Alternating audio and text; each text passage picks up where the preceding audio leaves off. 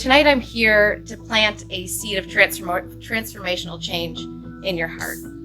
Anytime I do something like this, all I want is for people to walk away with a thought, an idea, an inspiration, or just a little nugget of wisdom or some love in their heart so that they can go out and then spread it to the world or spread it for themselves, their family, and their loved ones. So before I jump in to telling you a bit about my story, I want everyone to close their eyes. You're on? Okay. I'm watching, okay? All right. So what we're gonna do is a technique that was one of the first steps I took into helping myself heal.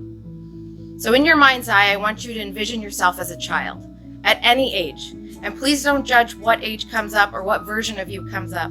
That who is there for a reason. Now that you see this child, I want you to envision yourself as you are in front of that child. Now tell that child whatever it is they needed to hear. You are loved. You are worthy. You are taken care of. You are appreciated. You are perfect just the way you are. Whatever those words are, say them to them. And now, approach them and give them the biggest hug ever.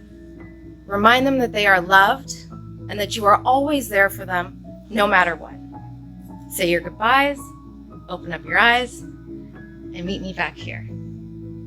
So I did that the first time a few years ago, and it was during a Reiki session, and I bawled like a baby because it was just something that I knew my heart needed at that moment. My heart broke as I grew up. We were born into this world so innocent, so pure, so loving, so uncaring about everything else, but then moments start to happen in your life that end up chipping away piece by piece at that whole heart. So when I was in kindergarten, a girl in my class came up to me, standing in line about to start my day, 5 years old. She comes right up to me and goes, "You're so fat." And I went, "How do you respond? What do you say?" So I stopped and I looked at her and I said, "Oh yeah? Well, you're skinny like a pencil." And in that moment, my 5-year-old brain learned how to deflect pain. But my 5-year-old heart broke just a little bit. At the age of 7, I went to a local children's hospital. It was one of the biggest hospitals in the area. And I was analyzed by every healthcare professional in that building to see what was wrong with me. Why was I the way that I was? Why was my body that way? In that moment, my 7-year-old heart broke, and my 7-year-old brain programmed that something was not right with the way that I looked, that I was broken, and that I needed to be fixed. At the age of 12, it was April Fool's Day. We're in math class. This boy takes a piece of paper, writes wide load on it, puts it on my chair, thinking I wouldn't see it. I see the piece of paper, I picked it up, I looked at him and I said, "This means nothing to me. Plus, I'm more popular than you are, so I really don't care what you think." I crushed the paper, I threw it out. Thank you. But in that moment, my 12-year-old heart broke again. Why can't they just accept the way that I am? Then, those pivotal teenage years, right? 16 is a great year. You know, you've got everything figured out. Life is a breeze. You're like, I know what I'm doing. I can do this. And then life hits you over and over again with these lessons. So at 16, a boy thought I was cute. Now, I grew up overweight. I had never had any boy tell me that I was cute. But finally, a boy was like, "I think you're kind of cute." And I'm like, oh my gosh, only my family has ever told me that I'm cute. So we're going to run with this. The problem is, all he wanted were late night booty calls because he was too ashamed to tell his friends that he had a crush on the fat girl. But my 16-year-old broken little heart ran with it. I was craving love. I was craving attention from people that weren't my family because I had a void to fill from all those times that my little heart had broke over and over and over again. And these are the moments that we forget about. And then when we fast forward, we go, well, what's wrong with me? why am I this way? There's nothing wrong with us. It's just moments in between that end up creating those scenarios for us. So, high school's over. I'm 17. I go to university. I do what any 17-year-old does. I flew the coop. I drank a lot. I smoked a lot. I ate a lot. And I studied just a little. First semester comes to an end. I look at my marks. I call my mom and my dad and I go, listen, I know you paid for this year, but my marks aren't the best. I'm probably not going to make it through to the second semester. I'm coming home. They go, okay, we understand. It's fine. I come home. I am now at my teenage heaviest. I'm 18 at this point. My family goes to me, we've tried. They literally threw up their hands. They went, we've tried with you. And we're at our wit's end. So at this point, we think you need weight loss surgery. And I went, okay, I've disappointed you for the last 15 years. I've given you nothing but failure after failure. I had just got back from leaving university too. So I was like, okay, I'll go meet this doctor. We'll see what they have to say. So I go to this big fancy building in Toronto in Yorkville. I walk in, there's all these beautiful people. It's all perfectly lit. Everyone looks great. I sit down and they go, this is called laparoscopic band surgery. And I go, huh?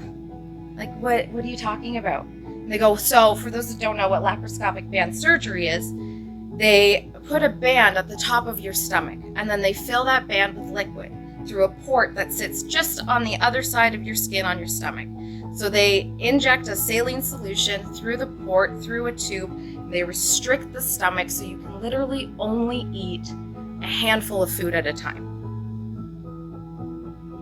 My mom goes, it's non-invasive, it's easy, it's breezy, let's do it. And I go, okay, I'm gonna be skinny, finally, yay, let's do it. My parents dropped $15,000. Next 2 weeks later, I get the surgery done. And I'm like, finally, I can heal my heart. I can feel better about myself. I can finally love who I am because I'm going to be skinny. And that's what everyone has wanted from me my entire life. So what they don't tell you is you are on a boiled chicken and Greek yogurt diet before your surgery.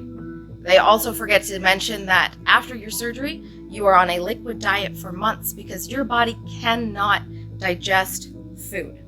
So I go from 230 pounds and I drop 6 months, 155. I'm at my smallest. And everyone's like, oh my gosh, you look amazing. Oh my gosh, you look great. Aren't you so happy? Yes, you did it. And I'm like, but I didn't. I didn't do it. All that I was taught in that moment was I needed something inside of me to fix me that wasn't from me. So I'm like, okay, everyone else is happy that I'm skinny, so I should be happy that I'm skinny, right? Wrong. I still felt so broken inside because I hadn't healed those other moments, those pieces of me that had been chipped off as the years went on. So fast forward to 21, I meet the love of my life, my ride or die, my now husband. He's not here, so that's -5 points for him. I'm just joking. He's heard and seen this a couple of times, so. He was the first person in my life to really see me, to understand me, to show me what unconditional love meant. You want to eat a cheeseburger? Great, eat 5. I don't care. You feel good? Good for you, right? To a healthy level, okay. It scared me so much, his unconditional love, because I'd never seen it, not from my family, not from my brothers, not from anyone, that I almost broke up with him 3 months in. My best friend was like, give him a chance. He seems like a really good guy. Why don't you try this one out? Because before then, my relationship with men was horrible. I started my first relationship was a secret. He didn't want to show me around. So I thought that men were the worst. So I was 3 months, 4 months, 5 months. That was my max relationship between that time. So I'm like, okay, I'll give him a chance. Then I had to tell him about my surgery. Here's the thing about the laparoscopic band surgery as well. You cannot eat like a regular person can eat. Anytime I ate something, I would vomit. We'd be out on dates. I'd be eating dinner. I'd have to excuse myself in the middle of the date and run to the washroom.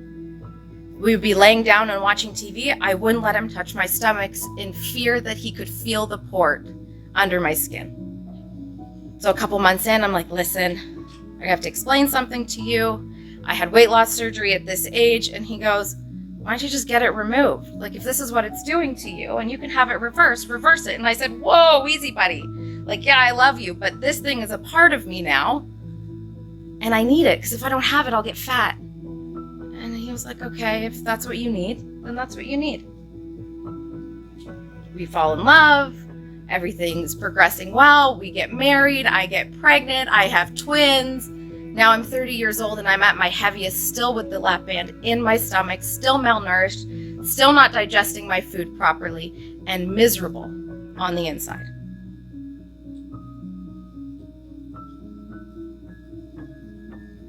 So during that time, I tried every diet. Really, my entire life, I tried every diet. You name it, I tried it. So I yo-yo in weight through my pregnancy. After my pregnancy, I'm up, I'm down. I didn't go swimming. I would wear jeans in the thick of summer. I covered every piece of my body in baggy clothing because I am so ashamed because of what I thought other people thought of me and what I thought other people thought of my body. So I covered every piece. I had no fun. I didn't want to take my kids to swimming lessons, and if I did, I covered my body because I didn't want people to talk about me. And for the moms out there, you know how it goes. You have a baby, or two, like me. They consume you, and you fade into the background because your love for them is so overwhelming. At a certain point, you can't fathom loving yourself. But it amplified the noise in my head by 10 times. How could I take care of them if I couldn't even take care of myself? I kept repeating it over and over again in my head.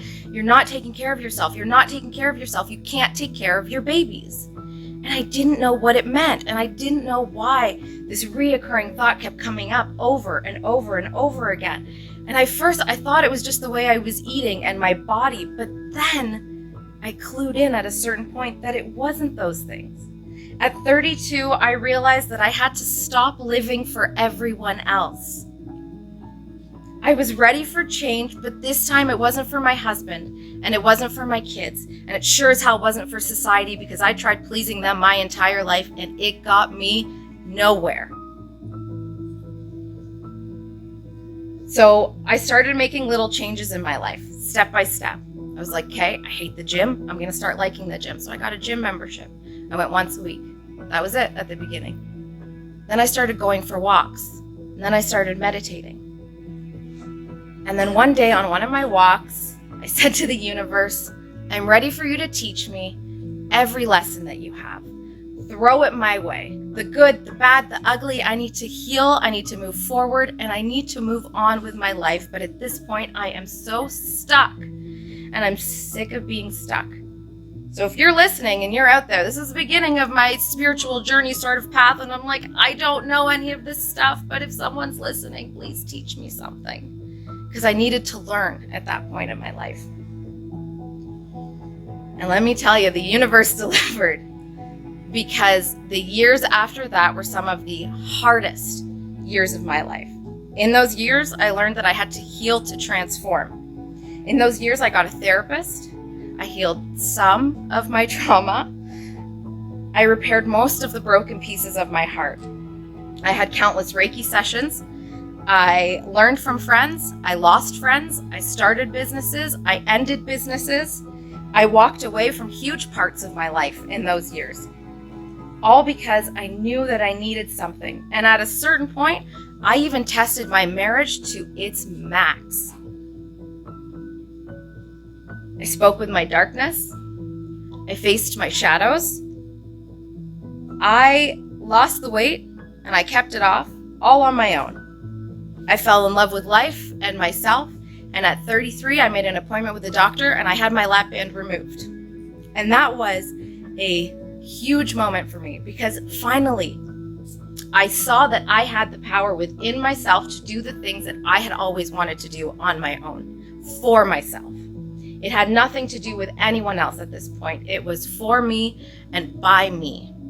I had taken control of my life, and I was ready to take that step because I knew that the lap band was not the thing that made me skinny back then.